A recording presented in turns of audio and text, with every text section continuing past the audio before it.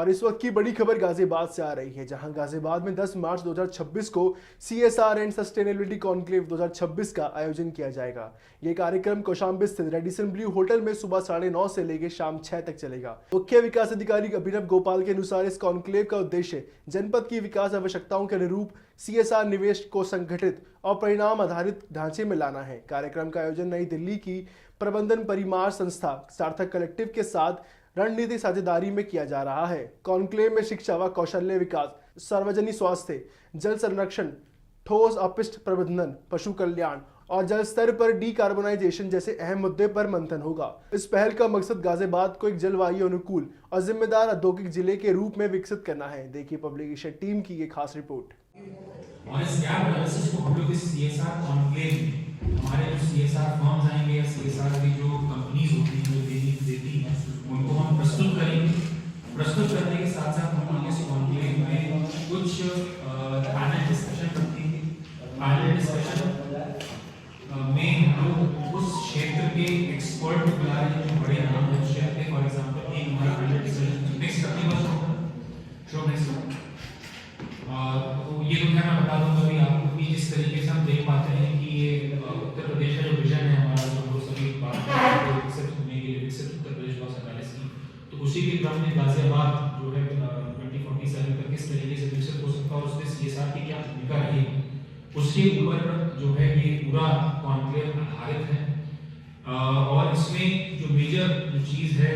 Zero poverty, mission शक्ति, कायाकल्प, green energy, तमाम चीज़ें जो हम लोग इस CSR कॉन्क्लेव के माध्यम से डिस्कस भी करेंगे और CSR फंडिंग को एक तरीके से आने वाले फाइनेंशियल ईयर में, स्पेशली नेक्स्ट फाइनेंशियल ईयर में इसको प्लानिंग करेंगे। नेक्स्ट करिए।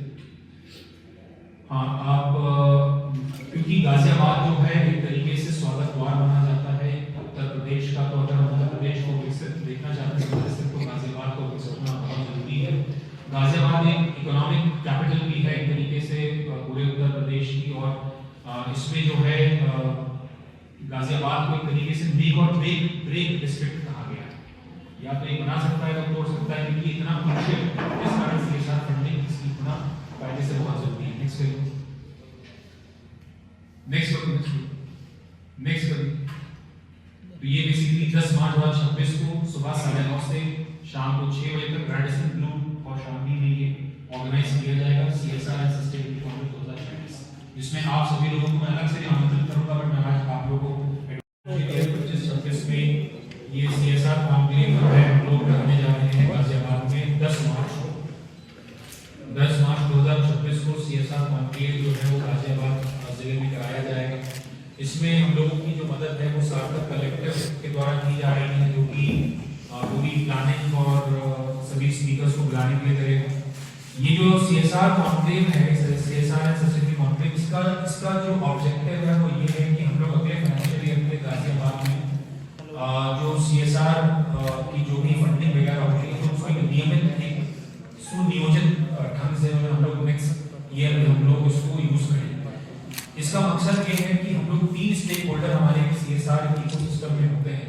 नंबर 1 जो CSR देने वाली कंपनियां होती हैं जो as per the CSR act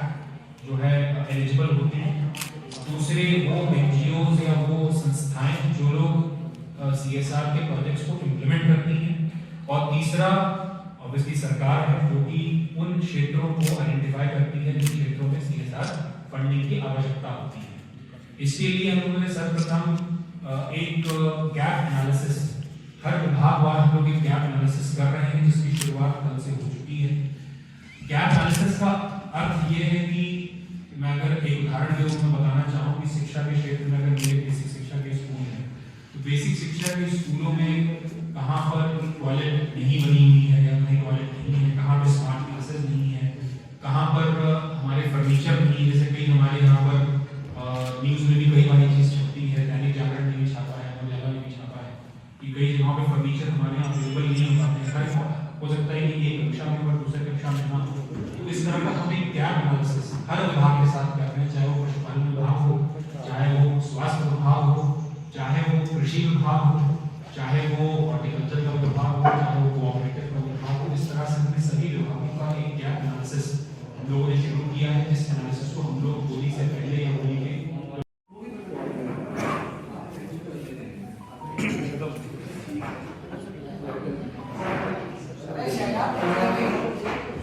भैया का फोन चल रहा है इधर भाई रोल है।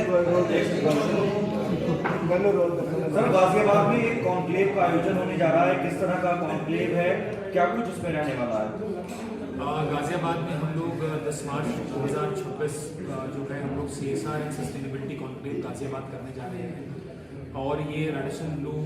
कौशाम्बी में करा जाएगा। उस दिन सुबह 9:30 से लेकर शाम को 6 बजे तक कॉन्क्लेव किया जाएगा। इस कॉन्क्लेव के माध्यम से हम लोग CSR इकोसिस्टम के जो हमारे 3 इंपॉर्टेंट स्टेक होल्डर्स होते हैं,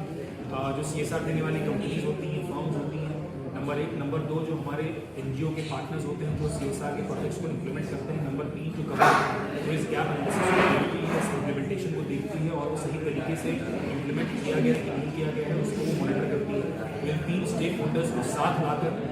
इस CSR कॉन्क्लेव के माध्यम से हम लोग नेक्स्ट फाइनेंशियल ईयर और उसके अगले 5 साल जो हमारी प्लानिंग होगी हम लोग CSR फंड्स की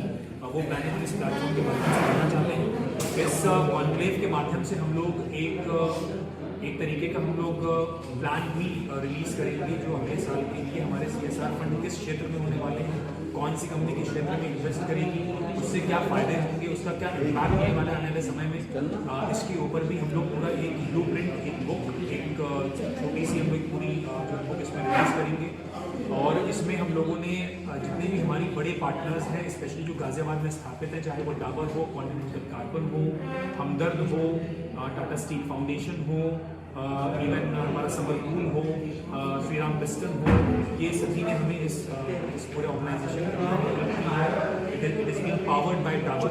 इसको पावर कर रहा है इस पूरे कॉन्क्लेव को। और इन कंपनीज के माध्यम से ही जो इनकी CSR पॉलिसीज़ हैं वो CSR पॉलिसीज़ को हम लोग ओरिएंट करेंगे हमारे गाजियाबाद डिस्ट्रिक्ट की जो रिक्वायरमेंट्स है उसके अनुसार। और एक जो प्लान डेवलपमेंट की हम बात करते हैं, हम इस कॉन्क्लेव के माध्यम से उस प्लेटफॉर्म को तैयार कर रहे हैं जिससे कि एक ट्रांसपेरेंट तरीके से जो हमारा CSR फंडिंग होता है वो गाजियाबाद जिले में आए, क्योंकि गाजियाबाद जिले में काफ़ी बड़ी मात्रा में CSR होता है एज पर the ministry of corporate affairs report जो करीब 70 से 80 करोड़ के बीच जाता है। तो परंतु वो किस क्षेत्र में जाता है और उससे इम्पैक्ट होता है उसकी कहीं ना कहीं इंफॉर्मेशन